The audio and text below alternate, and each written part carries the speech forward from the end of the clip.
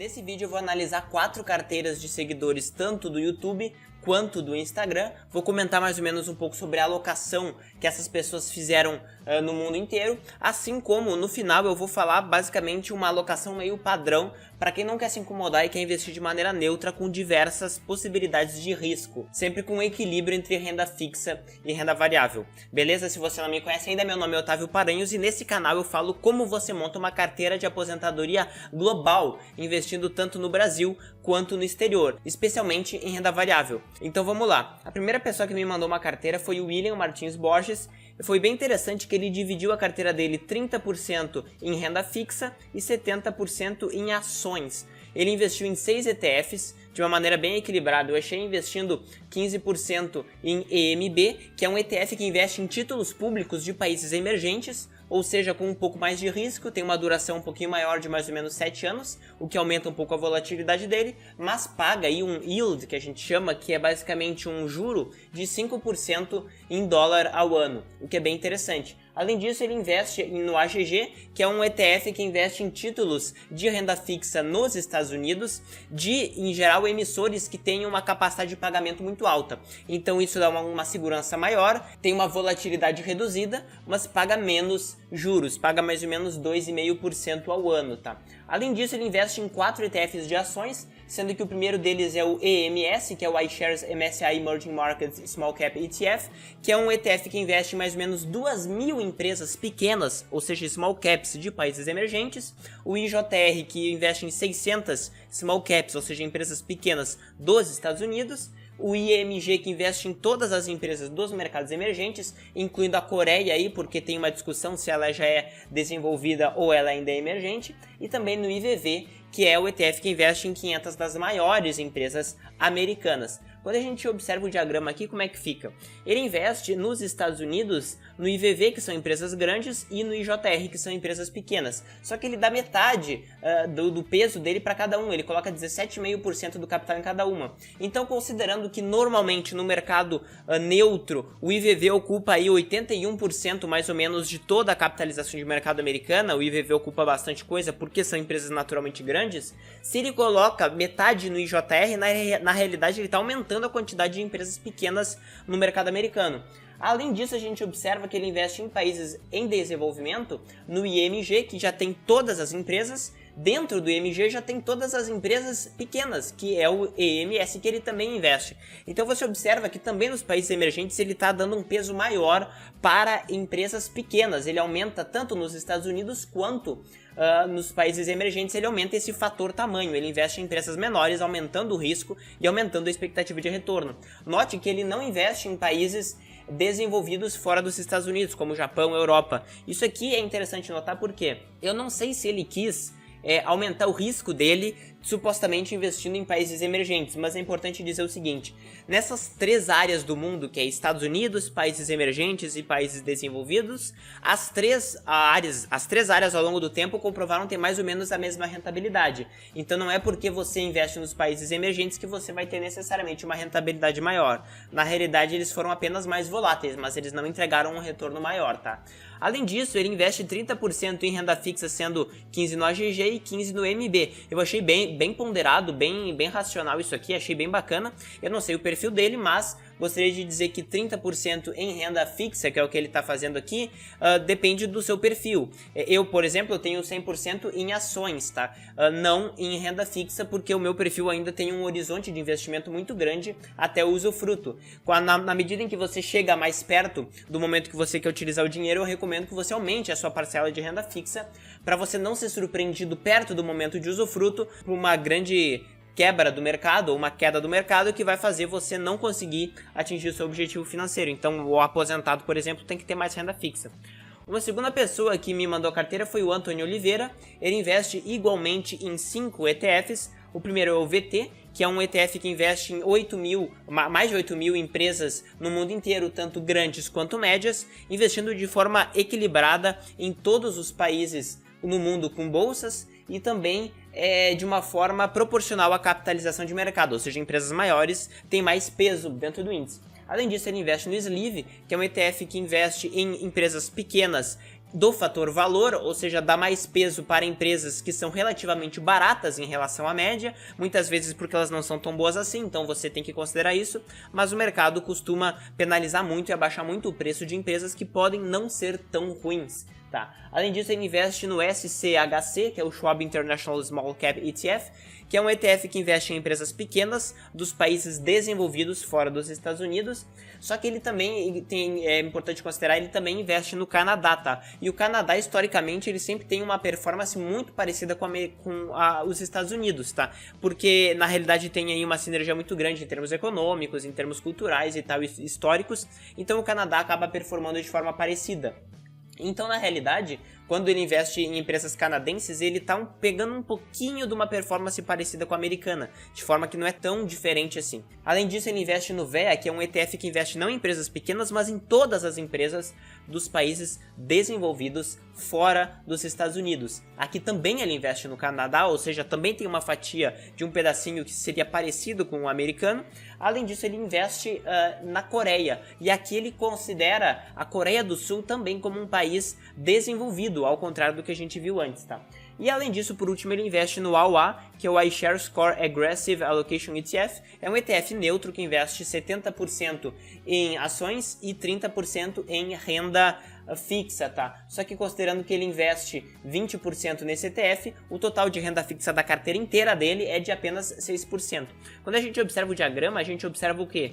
A gente observa que ele investe no VT, o AUA já faz isso, tá?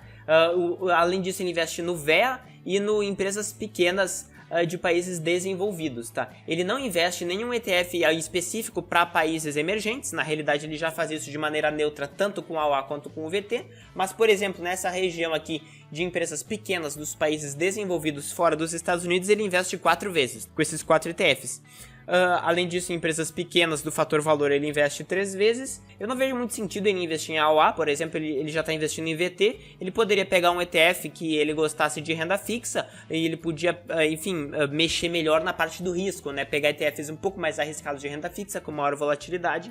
Ou menos, poderia pegar ETFs mais seguros, menos voláteis, para colocar na parcela de renda fixa, porque na realidade ele iria conseguir mudar melhor aí esse aspecto do percentual em renda fixa e variável se ele mexesse em cada uma dessas duas partes da carteira dele. O AUA é um ETF fixo, certo? Você vai sempre ter 70% em ações. Outra pessoa que me mandou foi o Roberto Pulga Jr., ele fez uma proposta aqui de 10% em VTV, que é o Vanguard Value ETF, que são empresas grandes nos Estados Unidos do fator valor, ou seja, mais baratas do que a média.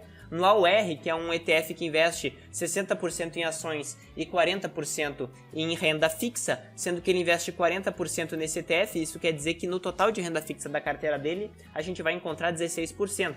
Além disso, ele investe 15% no VOT, que é um ETF de empresas médias, nem grandes nem pequenas, médias, de growth, que basicamente cresceram tanto lucros quanto vendas, quanto um crescimento interno da empresa no último período, e há uma projeção para que as empresas continuem crescendo. Empresas assim, em geral, tendem a ser mais caras, mas tendem a ser um pouco de melhor qualidade.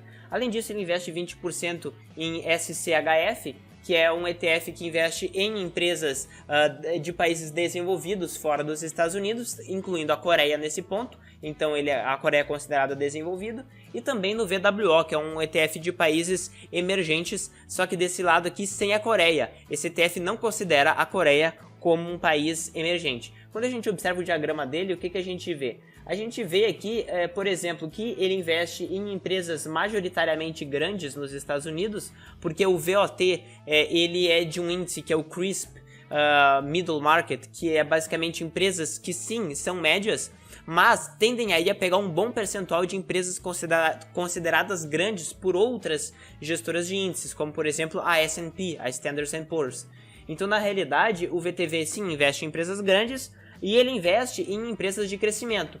Uma coisa que eu queria comentar aqui é o seguinte, eu não sei se faz muito sentido a pessoa ter de um lado um ETF de um fator valor que privilegia o preço e não a qualidade, não o crescimento, e de outro Outro ETF que privilegia exatamente o contrário. Talvez fizesse mais sentido ele ter um neutro que naturalmente engloba esses dois aspectos, tá? Aqui é interessante dizer que ele colocou praticamente o mesmo peso para cada um desses ETFs. Então, apesar deles serem de fatores, como você tem dois fatores praticamente opostos na mesma carteira, eles acabam se anulando, o que eu não vejo tanto sentido assim. Se ele quisesse, por exemplo, focar em um fator tamanho, por exemplo, empresas menores, empresas de valor ou empresas de crescimento, ele poderia adicionar um ETF aqui embaixo e ter um ETF neutro em cima de uma forma mais global, mais geral. Até porque eu notei que ele quer sim investir de maneira neutra em grande parte, porque o VWO e o SCHF são ETFs neutros. Então assim, eu não entendi direito por que ele gostaria de fazer isso. Além disso, o AUR também já é neutro, então isso reforça a ideia que eu tenho que ele gostaria sim de investir de forma parcialmente neutra. Ele poderia ter apenas um ETF focando no que de fato ele acredita, porque valor e crescimento, na maioria das vezes, são fatores opostos, tá? Outra pessoa que me mandou foi o Mazon, ele me propôs aqui GLD, que é basicamente ouro, EMB, que é um ETF que a gente já mencionou, de títulos públicos de países emergentes, o AGG, que são títulos de renda fixa dos Estados Unidos, VOOG, que é empresas de crescimento dentro do S&P 500, além disso, VNQ, que são empresas de exploração imobiliária, parecida aí com os fundos imobiliários brasileiros. Além disso, VGT, que são todas as empresas de tecnologia da informação nos Estados Unidos. Tem muitas empresas, inclusive pequenas e grandes, mas as grandes, claro, que predominam. Além disso, ele investe no Sleeve, que são empresas pequenas de valor, e ele investe individualmente na Berkshire Hathaway, que é aquela empresa do Warren Buffett, que basicamente é uma holding que investe em várias empresas dentro dela. Quando a gente observa o diagrama aqui, como é que fica? É interessante que de nenhuma forma ele investiu em mercados emergentes e não investiu em países desenvolvidos fora dos Estados Unidos. Ele considerou apenas o mercado americano. Não sei se ele queria fazer isso, não há comprovação de que o mercado americano performe melhor do que outras regiões do mundo. Além disso, da mesma forma que o Roberto, na análise anterior, ele investe aqui em empresas de crescimento grandes e investe em empresas pequenas de valor de outro lado. Na realidade, são teorias opostas, né? Para mim faria mais sentido ele ter uma carteira neutra, ou se ele quisesse, enfim, ter uma carteira neutra com um percentual pequeno em alguma coisa que ele acredite de fato. Porque a pessoa acreditar em empresas grandes, em empresas de crescimento e de outro acreditar também em empresas de valor e pequenas, para mim não faz muito sentido. Eu já falei em outros vídeos aqui que, estatisticamente, de acordo com tudo que foi comprovado pela academia desde 1960 mais ou menos, empresas de valor pequenas tendem a performar melhor do que a média do mercado, apesar de serem mais arriscadas. Na realidade, muitas vezes, por serem mais arriscadas, existe um risco que você assume que você é compensado por uma expectativa de retorno maior. Isso não significa que isso vai sempre acontecer. Na realidade, nos últimos 10 anos, empresas como, por exemplo, do ETF VOG cresceram muito mais,